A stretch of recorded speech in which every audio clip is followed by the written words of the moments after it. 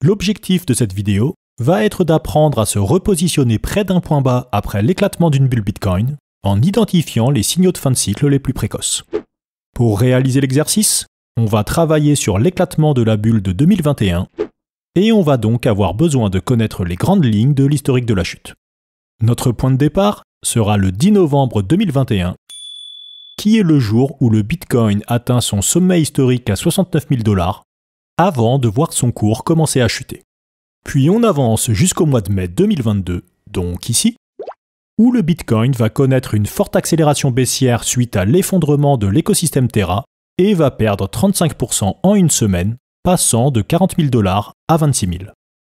Ensuite, après une petite stabilisation, nouvelle accélération baissière au mois de juin dans le sillage de la faillite de la plateforme Celsius, qui va faire passer le cours de 32 000 à 18 000 $ en 2 semaines, soit une baisse de 43%. Puis nouvelle latéralisation pour arriver à une dernière forte baisse qu'on peut qualifier de capitulation finale suite à la fermeture de la plateforme FTX en novembre 2022, qui va faire passer le cours de 21 000 à 15 000 $ en 2 semaines, ce qui correspond à une baisse de 28%. Et donc ici, ce qu'il faut relever, c'est que parmi ces 3 accélérations baissières, c'est l'événement le plus gros, à savoir l'effondrement de FTX, qui provoque la chute la moins marquée. En effet, à ce moment-là de notre histoire, FTX est un acteur majeur de l'écosystème crypto, beaucoup plus important que ne l'était Terra ou Celsius. Et pour expliquer cette divergence de comportement du prix, on sait grâce à notre travail effectué dans la vidéo sur la détection des phases de marché que cela s'interprète très probablement par une modification de la distribution des catégories de profil. Et comme on sait que la psychologie très impulsive des investisseurs de la catégorie récréative les amène à surréagir et à amplifier tous les mouvements à la hausse comme à la baisse,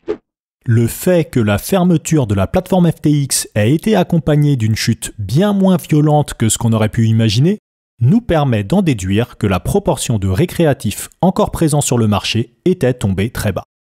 Et comme on l'a vu sur notre graphique de distribution de profil en fonction de la phase de marché,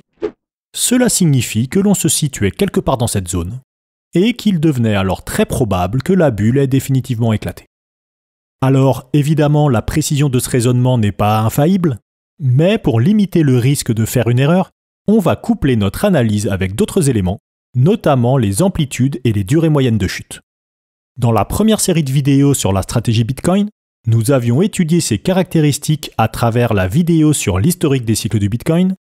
et on avait trouvé une amplitude de baisse moyenne autour des moins 80% pour les bulles précédentes, ainsi qu'une durée moyenne autour de 12 mois. Et si on fait les calculs, après l'effondrement de FTX, nous étions à 77% de baisse, ce qui était compatible avec nos valeurs moyennes. Ok, maintenant qu'on a décrit le fonctionnement théorique d'une phase d'éclatement de bulle, on va voir comment mettre en place une stratégie en conditions réelles. Alors la première question à se poser, c'est est-ce que notre étude implique que le meilleur move à faire était d'attendre novembre 2022 pour tout mettre? Si vous avez bien suivi la vidéo sur le biais du survivant, vous savez que la réponse est non. Car cela signifierait que vous avez laissé passer l'occasion de vous exposer à des spots à espérance très positive avant d'arriver à la chute de FTX. Pour avoir une vision précise, on va à nouveau utiliser notre graphique EV versus équité, issu de notre vidéo sur le risque de ruine,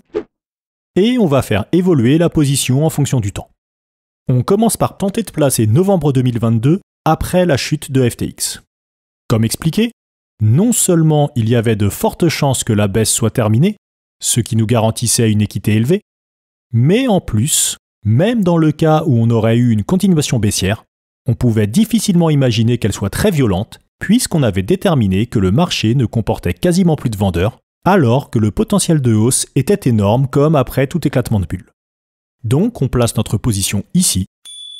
très forte V et très forte équité, ce qui en fait une prise de position extrêmement avantageuse. Cependant, si on revient au mois de juin 2022 avec un Bitcoin qui vient de chuter jusqu'à 18 000 $, on était tout de même sur une chute totale de moins 74%, largement compatible avec une fin d'éclatement de bulle. Il aurait alors été très malvenu de ne pas exposer une bonne partie de notre portefeuille au Bitcoin à ce moment-là de notre histoire, car même si le spot n'est pas aussi magnifique que celui du mois de novembre, rien ne nous garantissait qu'on allait avoir une chute supplémentaire, et nous avions quand même un énorme potentiel de hausse à venir, donc une très bonne EV. Ainsi, si on place le mois de juin 2022 sur notre graphique, on pourrait le placer quelque part par ici, avec une équité plus faible que la position correspondant au mois de novembre. Et de la même manière, on peut placer le mois de mai 2022 quelque part par ici. Il s'agissait donc de très bonnes positions à prendre, largement au-dessus de la frontière d'efficience. Cependant, le fait que l'équité de la position ne soit pas extrêmement élevée nous empêche de prendre une taille de position trop importante, contrairement à la position qui se dessinera quelques mois plus tard au mois de novembre, où il sera alors largement envisageable d'opter pour une exposition de 100%.